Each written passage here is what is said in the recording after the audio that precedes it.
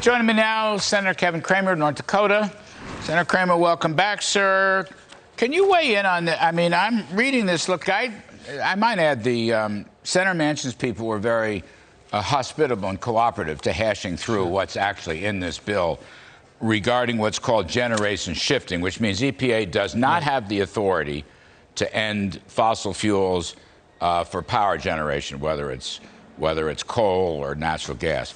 But, although they are trying to tell me otherwise, it just sounds like Congress, well, at least in this bill, provides EPA with a lot more authority than they used to have to regulate greenhouse gases, which I think is kind of a foot in the door. But you're an expert on this. What you think? Well, you just had the real expert on, and Andrew Wheeler, and I think the way he differentiated between authorities and appropriations is important, Larry, but it is nonetheless an incremental step in establishing some sort of an argument, perhaps an argument that could be used in a court in the future, that is Congress's intent to allow this shifting. Even though there's no clear authority in it, there's an appropriation now for it.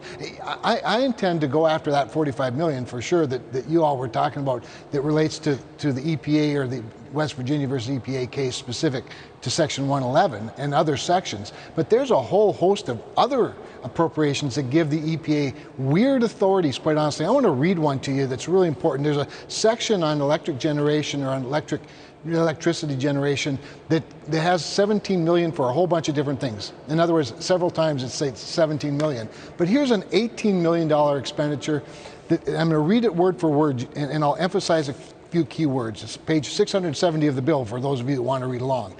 $18 million to carry out this section to ensure that reductions in greenhouse gas emissions from domestic electricity generation and use, that's you, Larry, use, are achieved through the use of authorities of this act, including through the establishment of requirements under this act incorporating the assessment. Larry, in other words, they want to give somebody $18 million, I guess the EPA, to regulate the generation of electricity and the use of it. What does use mean?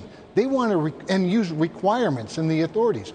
Does that mean they want to require you to cut your showers shorter, at least the warm water? Do they want to require you to use a certain light bulb, to buy a new expensive appliance, to regulate the thermostat in your house? What are these requirements? And we ought to be very concerned by this power grab as well as obviously the spending. Well, what do you think?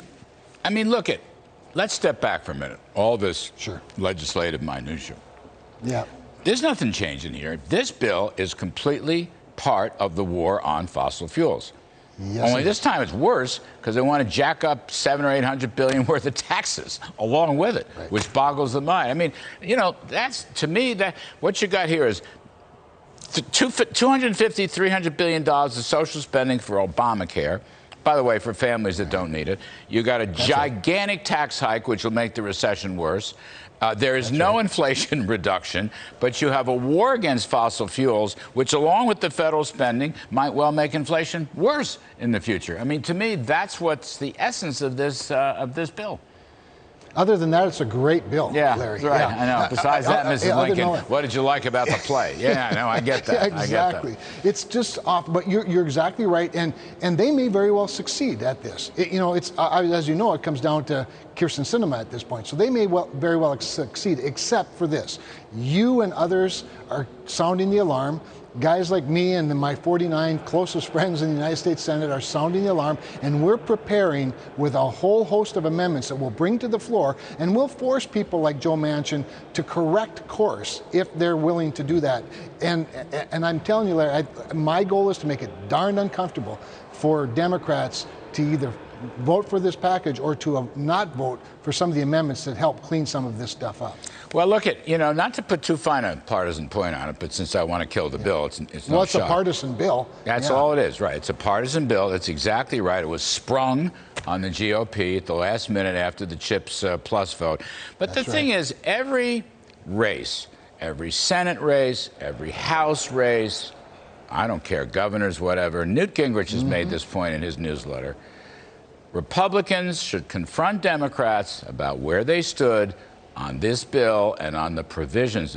the tax provisions, the social spending provisions, the anti-fossil fuel provision, because Senator Kramer, in polls I've seen, folks do not want this. They don't want it.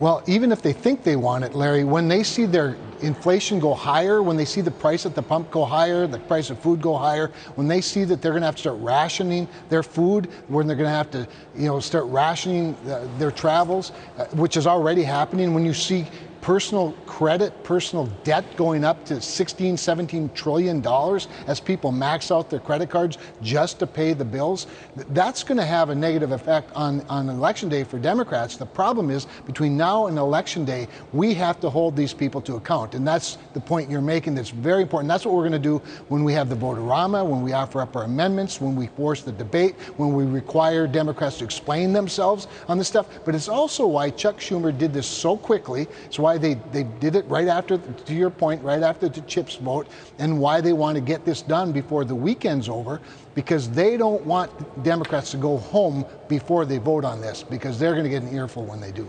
He wants to get right. Yes to that. He doesn't even want to let the CBO score it over 10-year periods, because he knows that's going to look like a horror show.